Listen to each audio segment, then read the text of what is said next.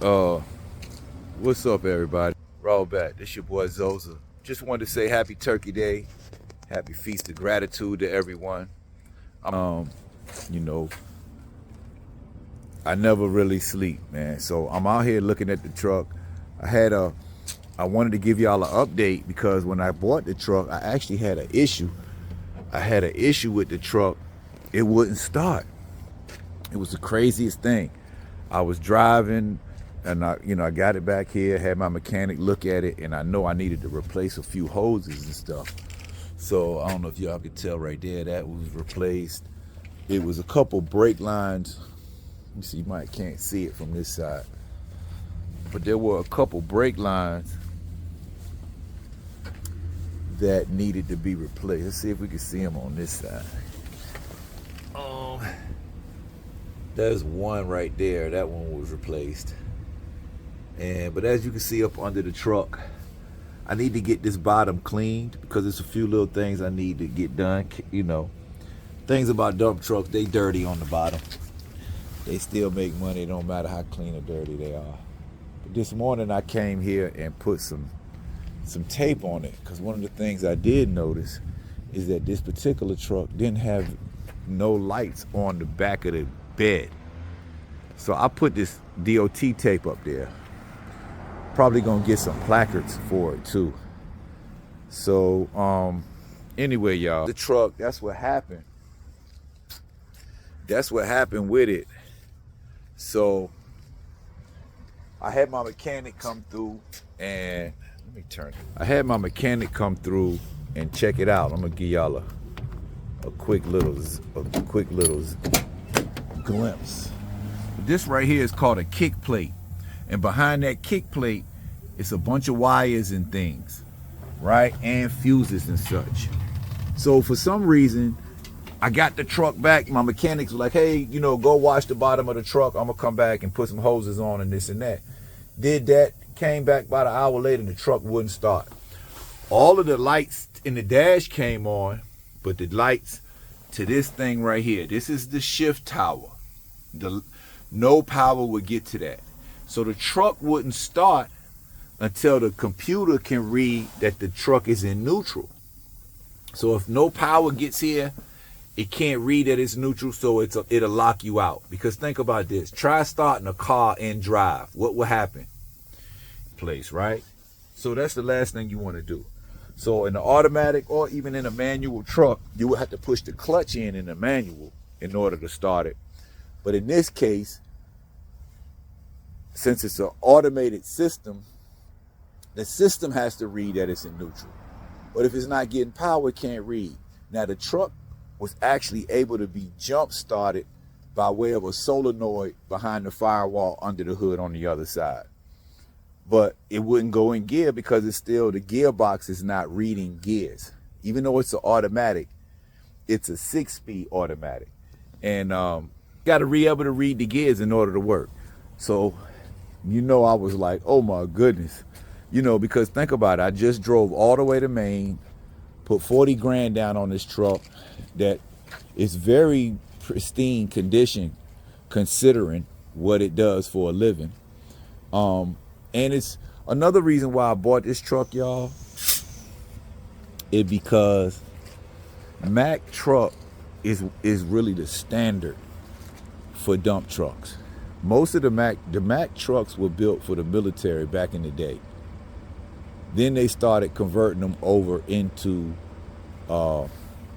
commercial vehicles that civilians could purchase. So the Mack engine is a good engine. They stopped making them in 2008 because I think Volvo bought the Mack franchise. So now all of the new Macks are actually Volvos. And they have a system in them called a DEF system, which actually causes an issue with a lot of these trucks. Luckily for me, I don't have the DEF system. So what I have is just an old school automatic workhorse. And there's gonna be some issues because it's an older truck. It has 500,000 miles on it.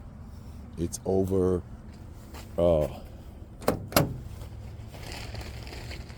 Let me see. It's a 06. This is 2025. All right. So we are really 2026 in a month. See, this door don't look shut. Let me see if I can. Okay. That's the thing about these trucks. These doors can get. Anyway. Want to make sure everything locked up because people will go in your stuff. I hate to have to come out here and bust somebody's butt. But I will. You heard me. Anyway, there it is, y'all. We got it together. My mechanic gonna show up tomorrow. It's Turkey Day today. I'm gonna go home. My wife making a beautiful sun is up here.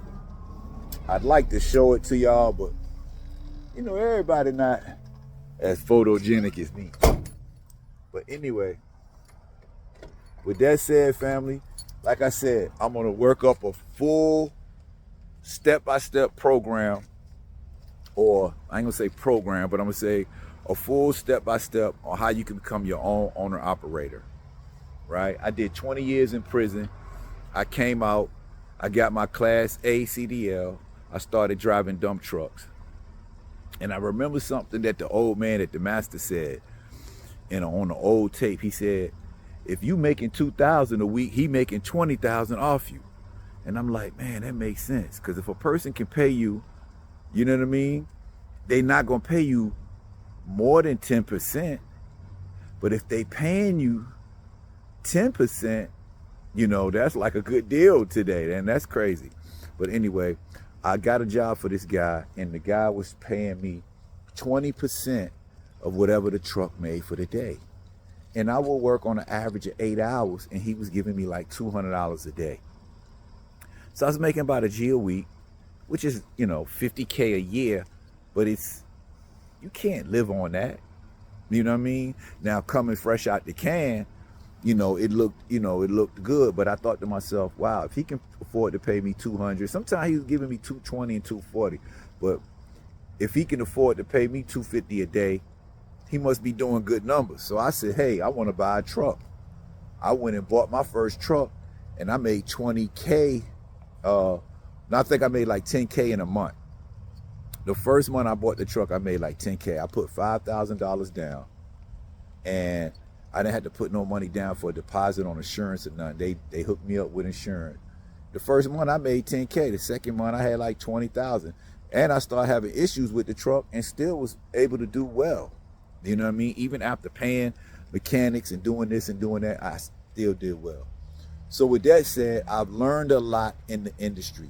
I've learned the ups and downs because I did it really with no mentors. I did it looking at YouTube. But what I'm going to do is I'm going to put myself out there to say, hey, if you want to learn this, I can show you what I did. I can show you the mistakes that I made so that you don't have to make them.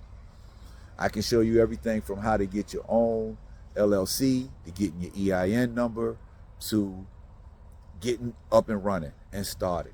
And the crazy thing, I can also show you now, which I didn't have when I got into it. I didn't have ChatGPT. I didn't have AI. I didn't have the resources that a lot of people have, even though I had resources as far as like YouTube University or whatever. So, number one advice, if you want to get in this industry, focus on what you want to do. Focus on the trucks. Just keep looking at trucks, looking at people that doing stuff like that, looking at it and getting your mind focused for what you're about to undertake. Because I'm going to tell you, this is a simple course, and I promise if you follow my steps one by one, you can get in your own truck. You can have your own truck. And I'm going to tell you something. It's nothing like working for yourself and being your own boss. Why? I'm going to give you an example. I had a job one time. It was out there in like Monroe, Georgia, right? Country town. The same Monroe that they named Monrovia after in Liberia. But I'm in Monroe, Georgia, and I'm doing a job for the state. It's paying like $95 an hour. And this was like 4 years ago, 4 years ago. Anyway, that was my first truck. Actually, it was more like 5 years ago. It was my first truck. So I had been working different jobs all over, getting good money. My work ethic is superb. I do the best I can. Although I was new, so I needed a little bit more instruction when it came to doing certain things. But other than that, I was a willing and agreeable participant, in providing the dump truck service for the client. Anyway, these were some old, what's the word that I can use that I won't get violated on Facebook? These were some old, did they say TY in reverse men? TY in reverse men? And man, they were the worst. But anyway, the point was, soon as they got out of pocket and disagreeable with me, guess what I told them? You can sign my ticket and let me go. Cause I don't have to work for you. One thing about it, I don't have to be in a situation where I gotta kiss somebody's butt or pretend to be agreeable while you're being disagreeable with me, because I need you at the end of the day to pay my bills. So that's what happens when you work for somebody. Sometimes you gotta swallow your pride. And I'm tired of that. I'm tired of swallowing my pride. Let somebody swallow their pride around me. So with that being said, I told them sign my ticket and I pulled up out of there. The next day I was working for somebody else. And the bad thing about it is the broker, the man who signed me out, he called my broker to try to get me in trouble or something with the broker. Again, the broker relationship between an owner operator is a business relationship. You don't work for her or that person, and they don't work for you. Y'all work for each other. They find work, you provide the work. They get a percentage for providing the work, and they get a percentage for maybe paying you in a timely fashion, right? Which is, I'm gonna get into all of that in the classes. I'm gonna show you how to get paid, where to get paid. But the point I'm making is this: when you own your own stuff, you can set the standard of how you're gonna be treated, who's gonna treat you a certain way, how you gonna how much you get paid and everything, how long you work. Because one thing about it, if something happens during the middle of the day and my wife called me and say, babe, my car broke down on the highway, guess what I'm doing? I can stop what I'm doing and go right to her and assist her. Why? Because I work for me. I work for I work for us, and I'll work for you all day if it'll help us. That's a saying of the old man too. I like that. I'll work for you all day if it'll help us.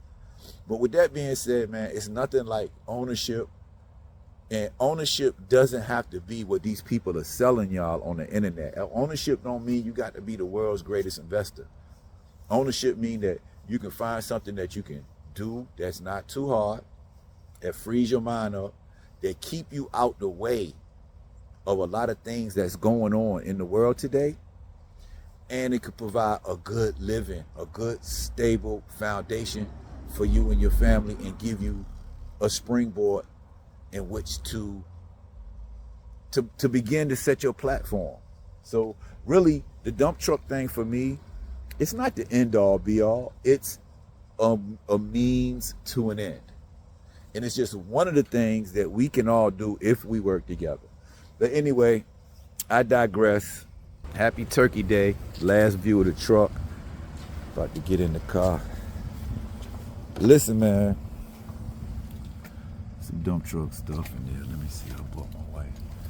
All right.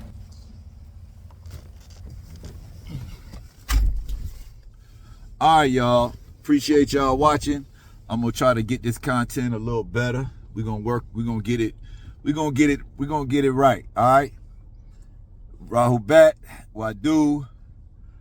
Happy Feast of Gratitude. What do we call it? We call it